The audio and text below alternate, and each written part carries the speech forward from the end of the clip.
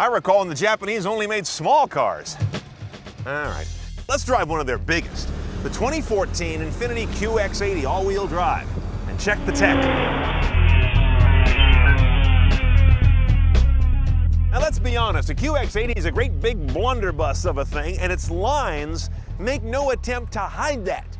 I mean, look at this face. What is this, Fudgy the Whale? And it's cut off like a blunt piece of lumber. Out the back, you got this pouty, jutting rear bumper. Nothing about this vehicle makes apologies for its presence.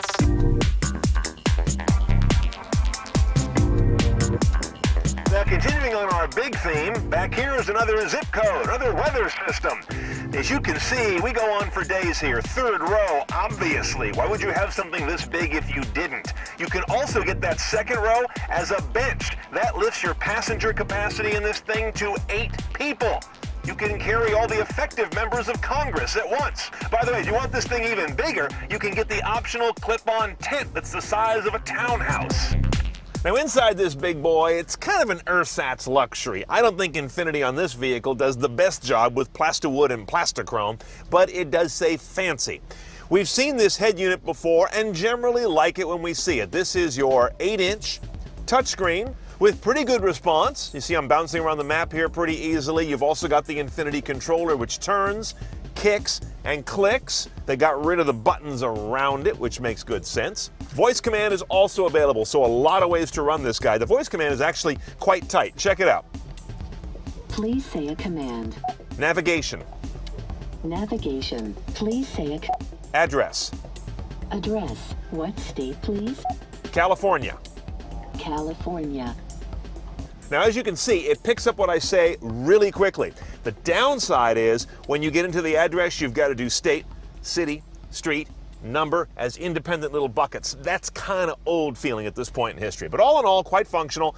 Still a little bit childish looking display, good 3D flyby mode, and they do a nice job showing you what lane to be in when you get to one of those dicey freeway interchanges. So not a whole lot new there. And I will say this vehicle has about the best streaming Bluetooth I've heard, which is kind of saying something, because streaming Bluetooth doesn't sound real good. But this one does a great job of bringing it together, making good sense of the sound, and even bringing out things I don't hear in some other cars. That's impressive. Let's talk about some drive controls you don't have in every vehicle. First of all, this all-wheel drive controller right here with an automatic mode that you leave it in typically, 4-wheel high or push and turn to 4 low. You need to know about exactly nothing about off-roading to use this guy. Our shifter goes to a 7-speed automatic, the only choice. You have a shiftable gate over here that also gives you a little more of a sporty behavior. And notice when I go to reverse, you find a whole bunch of cameras go up here. This can also work for front view as well, which will do when you're creeping at low speeds. If you hit something in this car, you weren't looking. In fact, you probably had a blindfold on. Along with those cameras goes a ton of available driver assistance tech. Let's run down the list. There's adaptive cruise control, lane departure warning and prevention, distance control alert, independent braking and front collision warning and prevention, blind spot warning and intervention, backup collision intervention, and steerable front headlights. You almost can't crash this thing. And power stuff galore in this vehicle. You've got your power liftgate button over here. You've got power buttons here to drop the back seats almost violently. And there are power switches in the very back to raise and lower the seats in the 3rd row. Oddly enough, though, you get this little dinky mail slot of a sunroof and no option to make it bigger. This is way behind the times.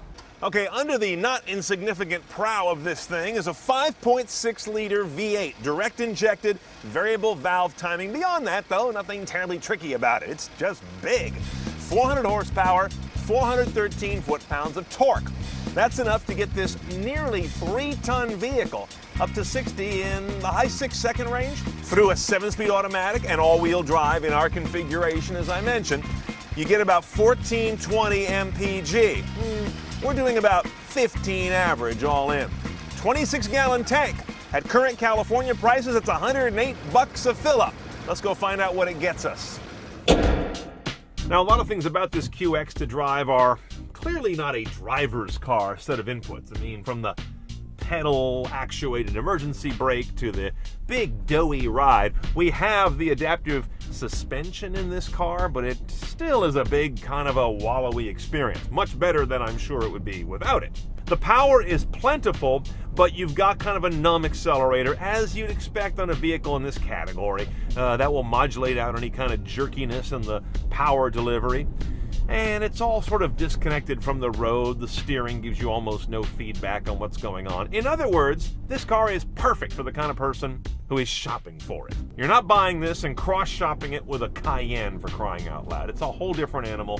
It's kind of in the Escalade class. You have no idea what kind of road you're driving on when you're in the QX80. You're just kind of floating above it all. Once you do get in it though, especially if you get over here on the shifting gate, you get a nice snarl out of that V8 and a ton of power, which is actually kind of amazing that something this heavy can ever move that fast. So I gotta hand that to him. It's just not my cup of tea. Okay, let's price this giant thing. Starts off about $65,500 for a QX80. Remember, that's a V8, and I'm talking about the all-wheel drive model here, and that price does include delivery. Now the options, they all basically come in big packages. The first one is the rear seat entertainment system, which I'm gonna pass on all day. It's DVD based. If your kids are intrigued by DVD, they need tutoring, not rear seat entertainment. I am intrigued, though, more by the technology package, which includes all the driver assistance technologies, an amazing amount of them, for $3,250. And the last thing I'm on the fence on is this whole package that's deluxe touring, they call it, like $4,600. It gets you the adaptive suspension, which I think this vehicle needs. Also cooled seats, a bunch of interior trim upgrades, oh, and surround sound on your Bose audio system. Probably worth it, but there's an awful lot in there. You're looking at about $73,500 for one of these guys done up CNET style. Not a cheap ride, but you're getting a lot of tonnage for your money, if that helps. And once you're in there, you're so isolated from the real world, you won't even remember what your payment is.